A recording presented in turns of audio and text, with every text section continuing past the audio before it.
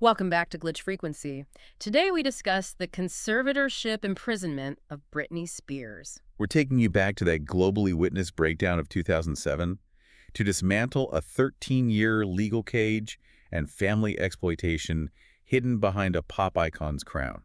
Just imagine for a second being the CEO and the star product of a Fortune 500 company. Right. You are personally generating millions of dollars a night, but your dad docks your weekly allowance if you try to, I don't know, pick out your own coffee mug, or if you attempt to date someone that he doesn't approve of. Yeah, it sounds completely absurd when you put it like that. It really does. But today, we're pulling from a massive stack of sources for this deep dive. We've got Bloomberg financial reports, BBC timelines, ABC broadcast transcripts, and some really dense legal analyses. And we're trying to figure out how the California probate legal system allowed exactly that scenario to happen to a global icon. Because our mission today is to totally bypass the tabloid spectacle. Exactly, yeah. We want to look directly at the mechanics of the law, to understand how a tool fundamentally designed to protect society's most vulnerable was so thoroughly weaponized. Yeah. And when you look at it through that specific lens, the story immediately shifts. It goes from, cheap celebrity gossip to this really chilling look at civil liberties. Yeah.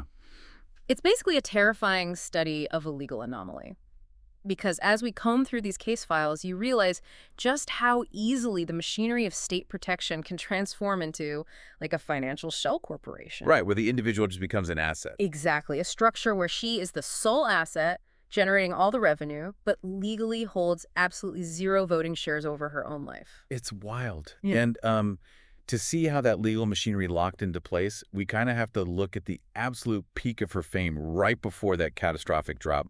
So we were going back to 2007. Okay, yeah. Setting the scene. Yeah, picture the environment for a second. Britney is the reigning pop princess, but she is effectively being hunted.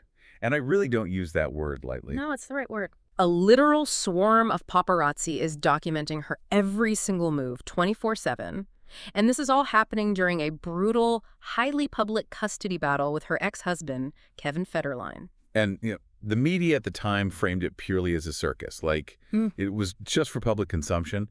But looking back at the investigative reports now and applying our modern understanding of mental health to the sources we have, the narrative shifts dramatically. Oh, it shifts completely. You had the infamous head-shaving incident at a Los Angeles salon. Right. And of course, the moment she attacked a paparazzi car with an umbrella. But reading these timelines now with the benefit of hindsight, this wasn't just erratic celebrity behavior for the sake of it. No, definitely not. This was a young mother who had just given birth to 2 boys in under 2 years. She was likely dealing with severe postpartum depression, and she was pushed to the absolute edge of the abyss by relentless media harassment. Every breakdown was monetized by the very people chasing her. Yeah, and that extreme pressure cooker leads directly into the mechanics of her early 2008 collapse. So in January, she isolates herself in a bathroom with her youngest son, and she refuses to hand him over to Federline's representatives. Right. Authorities arrive, and she is placed under what California law designates as a 5150 involuntary psychiatric hold, and that happens at Cedars-Sinai Medical Center. And just for context for you listening, that's a mandatory 72-hour hold. It's used to evaluate someone's mental state if they are deemed a potential danger to themselves or others. Exactly. And then shortly after that first hold, she's placed under a second one at UCLA Medical Center. And she's escorted there by this massive, surreal motorcade of ambulances and police helicopters. Which is it's so dystopian. But here is where the narrative completely jumps the tracks for me. I'm looking at these legal timelines, and the interception is suffocatingly fast. Yeah, it happens in the blink of an eye. So on February 1st, 2008, while she is still hospitalized, her estranged father, Jamie Spears, petitions the court. And in a hearing that reportedly lasted only 10 minutes under Judge Reva Gertz, Jamie is granted temporary conservatorship over her person and her estate. 10 minutes. 10 minutes. Wait, let's unpack this for a second. How do we go from a temporary 72-hour psychiatric hold straight to a lifetime loss of civil rights? What is the actual legal mechanism that allows a judge to approve that without a massive mountain of standard medical evidence? Well, that is the terrifying loophole in probate law that our sources really highlight here. The petition for the conservatorship essentially just checked the box, claiming she suffered from dementia. A checkbox. Yeah. According to the legal analyses we reviewed, this wasn't corroborated by standard rigorous medical documents or long-term psychiatric evaluations at the time. It was literally a claim made on a form. They checked a box for dementia for a 26-year-old pop star who had just released an album. Precisely. And the system just compounded the error. Because the court determined she lacked the capacity to retain her own counsel, they assigned a court-appointed attorney named Samuel Ingham to represent her. Okay. And instead of fiercely fighting the petition and demanding a trial to prove her competency, Ingham largely acquiesced to the process. So by October 2008, Judge Gertz made this, temporary arrangement totally permanent. Wow. So imagine someone walks into your house, takes away your credit cards, and locks your front door from the outside. Right. Normally, if someone does that, they have to prove to a judge with overwhelming evidence why they had the legal right to do so. But here, the rules flip. You have to hire a lawyer to prove you deserve your keys back, but you can't because they already took your wallet. That is exactly how the burden of proof shifts once the probate machinery engages. The system fundamentally favors perceived safety over personal autonomy. Yeah. Once you are locked inside the conservatorship, proving you don't need the restriction becomes incredibly difficult, especially when the court appoints your lawyer for you. And your own funds are being actively used to pay the massive legal fees of the people fighting to keep you restricted. Which creates a scenario where two entirely contradictory legal realities are existing at the exact same time. On paper, she is deemed severely incapacitated by the court, right? Unable to make the most basic life choices. Right.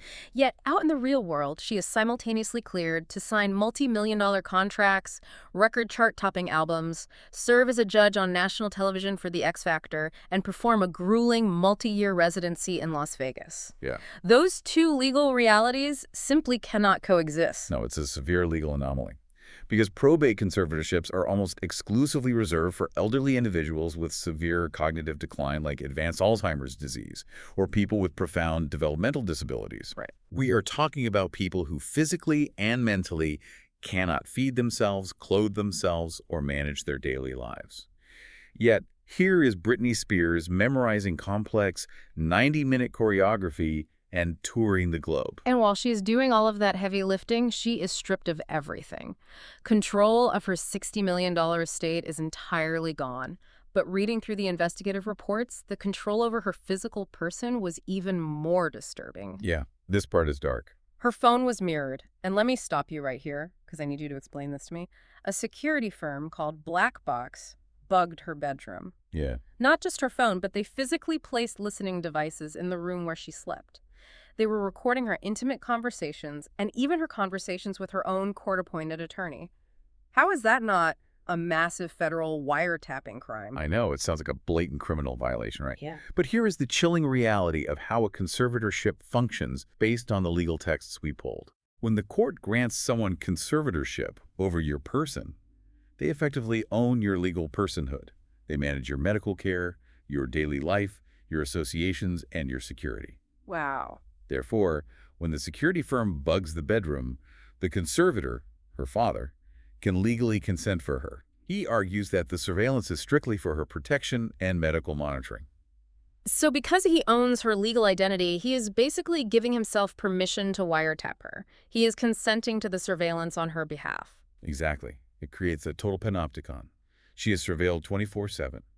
Her conservators dictated who she could date. They forced her significant others to sign strict non-disclosure agreements.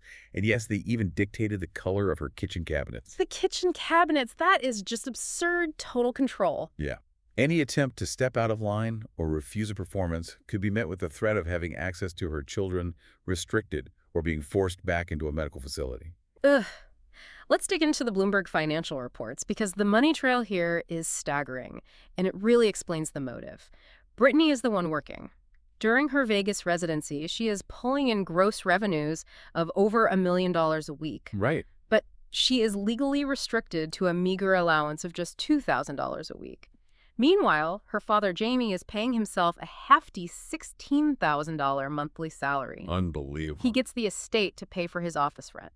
And, most shockingly, he secures a court-approved 1.5% cut of the gross revenues from her Las Vegas residency and her tours. And when you look at those financial incentives, you instantly understand why a temporary protective measure suddenly became a permanent institution. Exactly. When you get a percentage of the gross revenue, that means you get paid before any of the show's mag of expenses are even covered. One of the co-conservators actually referred to the arrangement and court documents as a hybrid business model. A business model. They turned her life into a business model. Yeah, the conservatorship mutated into an entire industry. Millions of dollars of Britney's own money were being spent to pay the team of lawyers, managers, and security personnel whose primary job was essentially to maintain the conservatorship itself. She was a family cash cow. And the most frustrating part for anyone looking back at this is that it happened in plain sight, yet completely in the dark. The courts had sealed the documents to protect her privacy, and her management tightly controlled all her press interactions. Right. So the public only ever saw the smiling pop star on stage. They never saw the legal filings detailing the surveillance or the financial drain. But you can't keep a lid on a system that massive forever. The sealing of the court documents successfully removed the standard checks and balances of public scrutiny, but it couldn't stop the anomalies from slipping through the cracks over time. And this is where we transition from the closed, secretive courtroom into the realm of digital resistance. The truth didn't come out through an official legal audit or like a sudden change of heart by the judge. It leaked out entirely because of her fans. Yeah, the fan movement was crucial. In 2019, Britney abruptly canceled her highly anticipated new Vegas residency, Britney Domination, and went on an indefinite work hiatus. The official PR spin was that she was focusing on her family because her dad was sick, and that she later checked into a mental health facility voluntarily to cope. And the narrative was incredibly tight. The media largely accepted it until a fan podcast called Britney's Graham received an anonymous voicemail. Yes, the podcast Whistleblower. The hosts get this voicemail from a paralegal who used to work directly on the conservatorship case, and the paralegal leaks the absolute truth. Britney was actually being held in that psychiatric facility against her will, and the Vegas residency was canceled by her dad because she was refusing to take her medication. Wow. This single anonymous voicemail was the spark that officially ignited the hashtag Free Britney movement. And what happens next is a fascinating case study in modern information gathering. This global fan base essentially turned into a decentralized intelligence agency. It seems to me that the fans weren't just being obsessive. They were essentially functioning as an open-source intelligence network because the actual legal system was sealed black. Exactly. When the official avenues for justice are blocked, people will look for back channels. Am I reading that right? You are completely right. Fans started acting like digital cryptographers. Mm-hmm. They began analyzing the only public data available, which was her social media. Right. They started leaving comments on her Instagram saying things like, "Wear a yellow shirt in your next video if you are in danger," or "Post a picture of flowers if you need help." And she followed through. She would post the yellow shirt. She would post the specific floral photos. The fans were deciphering these bizarre, highly curated Instagram posts as silent, cryptic cries for help. They were literally using Instagram like Morse code. Yeah, and initially, the mainstream media, and certainly Britney's own management, dismissed the Free Britney movement as a bunch of fringe conspiracy theorists with too much time on their hands. Oh, totally. But the release of the documentary Framing Britney Spears by the New York Times in early 2021 changed the entire landscape. It legitimized the fan cryptography and pushed it into the mainstream media. It really did. It forced a massive cultural reckoning over the misogyny of the early 2000s, how the media bullied her, and it drew the attention of major legal advocates like the ACLU, who began filing briefs regarding her disability rights. Because the fans successfully bypassed a legally sealed system, the courts silenced the victim, and management isolated her. But by analyzing the public data, keeping the pressure on, and physically protesting outside the courthouses, this digital resistance created a level of public and political scrutiny that the probate court could no longer safely ignore. And that public outcry is the battering ram that finally forces the doors of the courtroom open. It gives Britney the microphone for the first time in 13 years. June 23, 2021. If you read the ABC broadcast transcripts of this day, it is 24 minutes of pure terror. Britney addresses Judge Brenda Penny over the phone in a public court session, speaking a mile a minute, and she shatters whatever protective illusion was left. She details a level of medical and personal coercion that sounds completely dystopian. She exposes that she was forced onto lithium, which is a heavy, mind-altering psychiatric medication, simply because she disagreed with a piece of choreography during a rehearsal. Just over choreography. Yeah. But the detail that truly shocked the world and immediately mobilized reproductive rights groups everywhere was her testimony about her own body. She was banned from removing her contraceptive IUD. Wow. The conservatorship legally prevented her from going to a doctor to have it removed because her conservators did not want her to have a baby. The mechanism of control extended into her actual reproductive system. And legally, this testimony triggered a massive domino effect. Because the abuse was now on the public record, articulated perfectly by the conservatee herself, the status quo became entirely untenable. Judge Brenda Penny is forced to allow Britney a fundamental right she had been denied for 13 years, the right to hire her own counsel. Enter powerhouse attorney Matthew Rosengart, a former federal prosecutor. And the moment he takes the helm, the entire legal battlefield flips. Rosengart comes in incredibly aggressively. He files to remove Jamie Spears immediately and demands a full forensic investigation into the financial mismanagement and the black box surveillance. And here is where the legal strategy is fascinating. Faced with a threat of discovery, meaning Jamie Spears would have to sit for a sworn deposition under oath and hand over all those financial records, he suddenly reverses his position of 13 years. He backs down. Yep. Jamie files a petition to terminate the conservatorship altogether just to avoid the deposition. He folded the second he was going to be put under oath. And finally, on November 12, 2021, Judge Penny officially orders the termination of the 13-year arrangement. The immediate legal cage is dismantled, but the ripples of this case are massive. We see what political analysts are calling the Britney effect. Yeah, we read the reports covering the political fallout, and it is wild to see genuine bipartisan outrage. Right.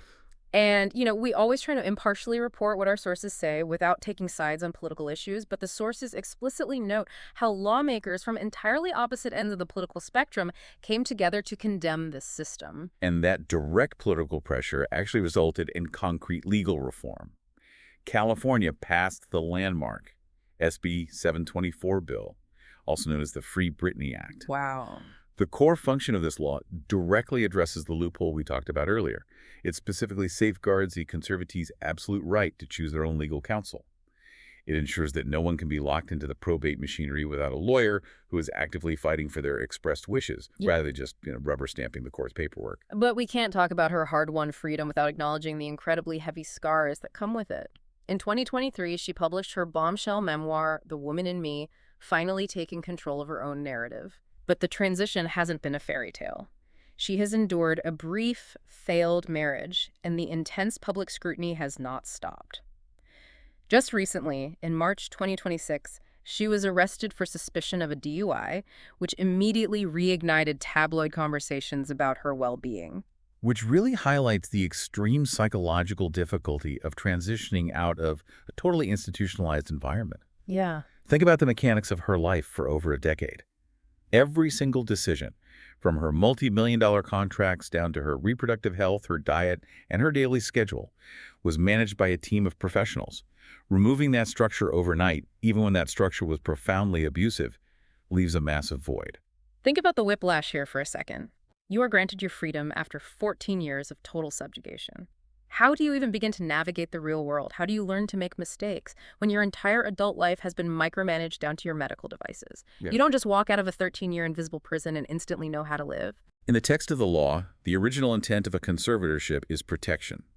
But in the face of absolute financial interest, it mutates into the perfect invisible prison. Protection and control are often separated by a razor-thin line.